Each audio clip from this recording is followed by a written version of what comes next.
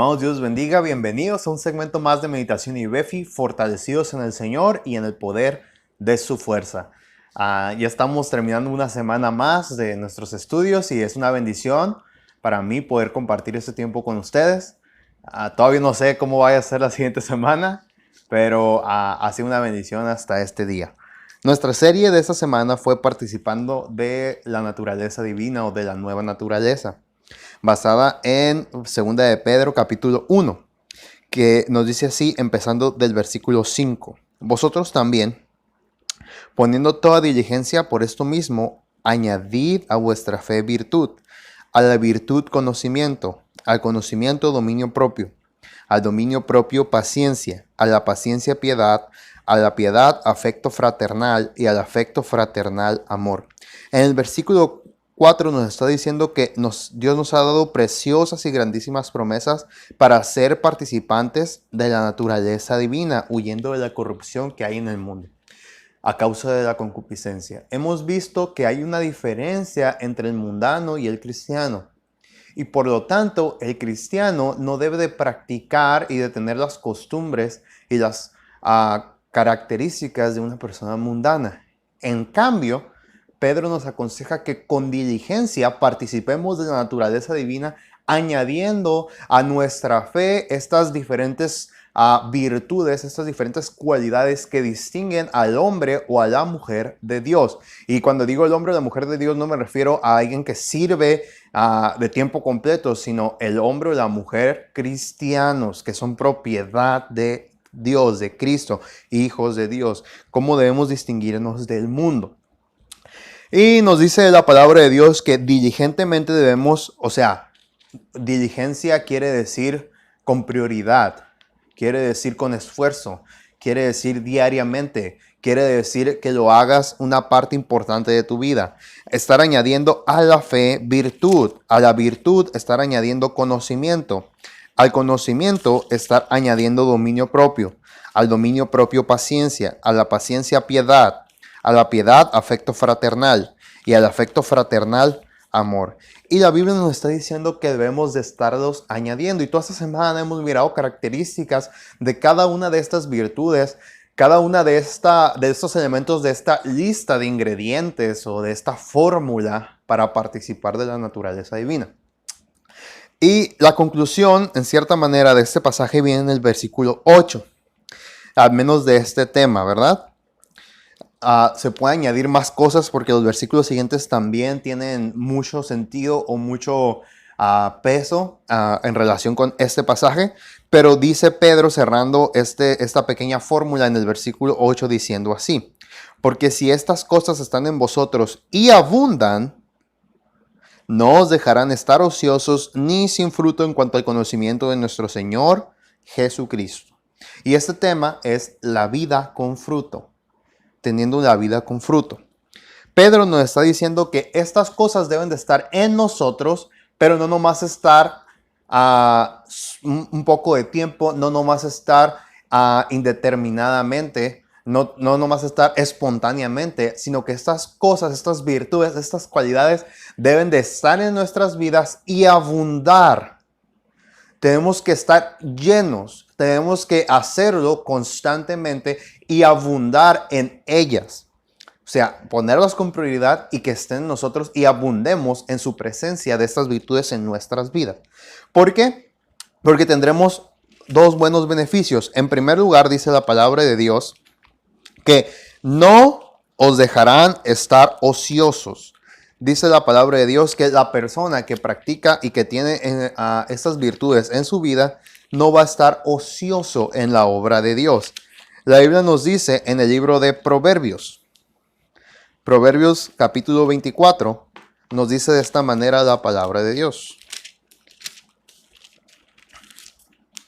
24:10. Si fueres flojo en el día de trabajo, tu fuerza será reducida. Muchas veces, hermanos, nosotros estamos flojeando en las cosas de Dios.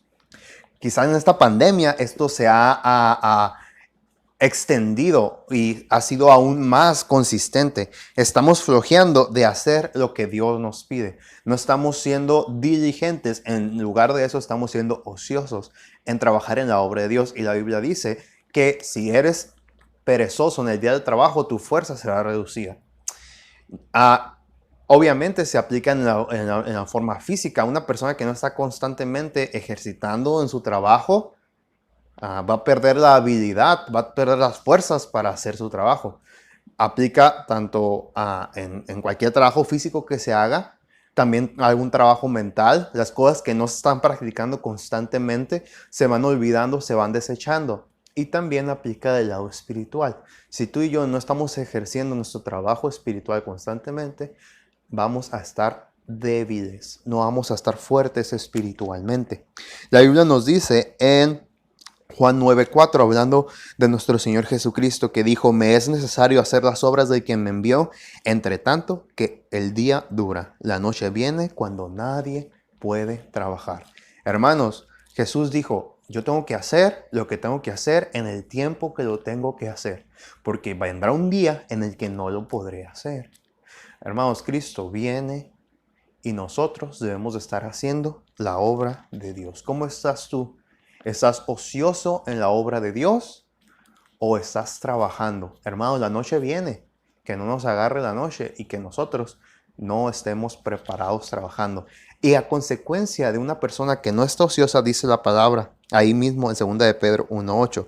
Si estas cosas están en vosotros y abundan, no dejarán estar ociosos ni sin fruto en cuanto al conocimiento de nuestro Señor Jesucristo. Una persona que no está ociosa va a tener fruto. Una persona ociosa no va a tener fruto. Esto es algo muy curioso porque una vez escuché una predicación del pastor Ashcraft y me llamó mucho la atención. Y hermano, tú y yo, es cierto, no podemos juzgar a los demás, no podemos juzgar a los hermanos, porque no somos quien para juzgar, ¿verdad? No juzguéis para que no seas juzgados, dice Mateo 7:1. Con el juicio con el que juzgas, serás juzgados, y con la medida con que medís, os será medido. Y luego nos dice: miras la paja en el ojo y no miras la viga que está en tu propio ojo. Y esas son las comparaciones y el peligro que podemos nosotros correr al juzgar a los demás. Y ese es el versículo 7, el capítulo 7 de Mateo. Pero en el mismo versículo nos dice, en el mismo capítulo, perdón, nos dice: ok, no debemos de juzgar a los demás, pero en el versículo 20 nos dice de la siguiente manera: por sus frutos los conoceréis. Por sus frutos los conoceréis, dice 16. ¿Acaso se recogen uvas de los espinos o higos de los abrojos? Así todo buen árbol da frutos buenos, pero el árbol malo da frutos malos. No puede el buen árbol dar malos frutos, ni el árbol malo dar frutos buenos. Todo árbol que no da buen fruto es cortado y echado en el fuego. Por sus frutos los conoceréis. Nosotros no podemos juzgar a los demás. Lo que nosotros podemos ver es el fruto. Solo Dios conoce el corazón, pero nosotros podemos ver el fruto. ¿Cómo está tu fruto, hermano? Yo no puedo juzgarte a ti, pero sí puedo ver tu fruto. Podemos ver el fruto en los demás y el fruto en nosotros. ¿Cómo está nuestra vida cristiana? ¿Es una vida que está dando fruto? La Biblia dice: por sus frutos los conoceréis. Por sus frutos sabrás quién es quién. Por sus frutos sabrás si alguien es de Dios o no es de Dios. Por sus frutos sabrás si es un cristiano diligente o es un cristiano que anda en ociosidad, en flojera. Por sus frutos los conoceréis. ¿Estás acumulando fruto en esta tierra o estás acumulando fruto espiritual? El fruto, estamos hablando de espiritualidad y sabemos en primera instancia el fruto de un cristiano es otro cristiano. ¿Cómo estamos ganando almas? ¿Cómo estamos publicando el Evangelio, hablando de Cristo? ¿Cómo estamos trabajando en la obra de Dios? ¿Cómo estamos desempeñándonos en su obra? ¿Cómo está nuestro fruto? La Biblia dice que por sus frutos los conoceréis. También en el Evangelio de Juan nos sigue diciendo nuestro Señor Jesucristo. Juan 15 nos dice de la siguiente manera.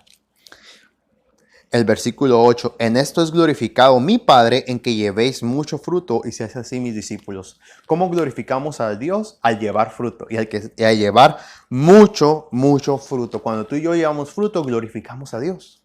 También el mismo pasaje en el versículo 16 nos dice de la siguiente manera: no me elegisteis vosotros a mí, sino que yo os elegí a vosotros y os he puesto para que vayáis y llevéis fruto y vuestro fruto permanezca. Hermanos, Dios nos eligió para que llevemos fruto, para que seamos sus hijos, para que demos fruto y que demos un fruto que permanezca.